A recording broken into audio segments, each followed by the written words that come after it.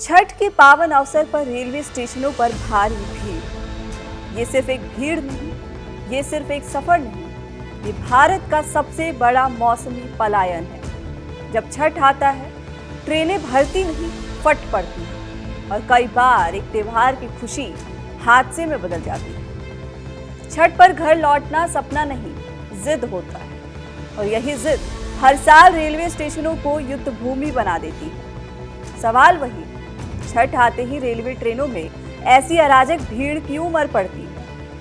Bihar UP के गांव, पूजा की तैयारी, नदी किनारे छठ सामग्री, दूसरी ओर दिल्ली मुंबई के लेबर हब। छठ सिर्फ पूजा नहीं, पहचान है, मातृभूमि से रिश्ता है और इसी रिश्ते में हर साल करोड़ों प्रवासी बिहार यूपी वापस लौटते हैं। बिहार यूपी झारखंड के 1.5 से 2 करोड़ प्रवासी छठ पर हर हाल में गांव लौटना चाहते हैं, अपने घर लौटना चाहते हैं। डेटा कहता है दिल्ली, मुंबई, सूरत, भिवंडी, नोएडा और पंजाब में सबसे ज्यादा प्रवासी मजदूर हैं और त्योहारी मौसम में इनमें से 70% से ज्यादा लोग ट्रेन पर निर्भर होते हैं। माने डिमांड 300% है तो सप्लाई 100%। ये लौटना सिर्फ यात्रा नहीं, भावनात्मक कर्तव्य है। पर सवाल ये है, भीड़ इतनी विस्फोटक क्यों हो जाती है? भारत की सबसे बेतहाशा भीड़ इन्हीं रूट्स पर टूटती है। दिल्ली से पटना, मुंबई से गोरखपुर, सूरत से दरभंगा, अमृतसर से सिवान, कोटा से मुजफ्फरपुर। समस्या ये है कि सीट की मांग है लाखों और उपलब्ध सीट है कुछ हजार और ऑप्शन सिर्फ ट्रेन। क्योंकि बस महंगी है और ज्यादा दूर तक सफर नहीं कर सकते, उड़ाने लोगों की पहुंच से बाहर है और जो ट्रेन है वही है जीवन रेखा।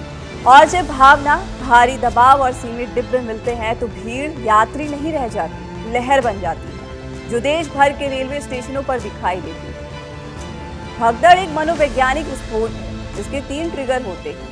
पहला, अफवाह जो है गेट बंद हो जाएगा तो ट्रेन छूट जाएगी। दूसरा, बॉटलनेक माने पतला गेट और भारी भीड़ पैनिक वेव में बदल जाती है। भीड़ को लगता है कि रुकने का मतलब है हादसे को न्योता देना और बस जो भी गिरेगा हादसे का शिकार हो जाएगा।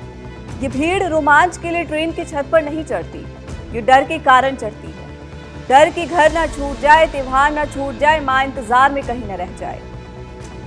साल में शायद यही एक मौका है जब वो घर जा सकता है, इसलिए उसके लिए ट्रेन पकड़ना जीवन से बड़ा लक्ष्य बन जाता है, भले खतरा जान का ही क्यों ना हो। समस्या भीड़ नहीं, योजना की असफलता है।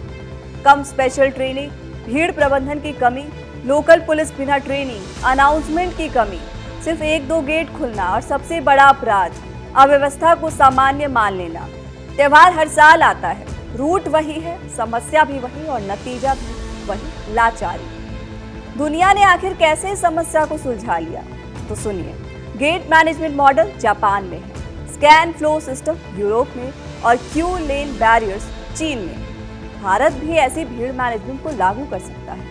त्योहारों के लिए dedicated migration train corridor, station पर एग्जिट एंट्री अलग अलग बनाकर, भीड़ के लिए पूर्व शिक्षित टास्क फोर्स लगाकर, प्लेटफॉर्म पर रेलिंग और लेन सिस्टम बनाकर, सिर्फ टिकट वालों को ही प्लेटफॉर्म पर एंट्री देकर।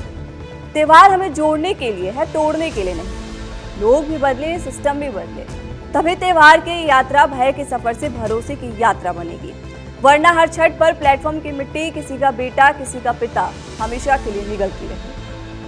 फिलहाल इस वीडियो में इतना ही, लेकिन आप जुड़िए कड़क के मुहिम, सांस लूं या जी लूं। कमेंट में लिखिए #राइट टू ब्रीथ और बताएं हमें कैसे इंडिया बनेगा पॉल्यूशन फ्री।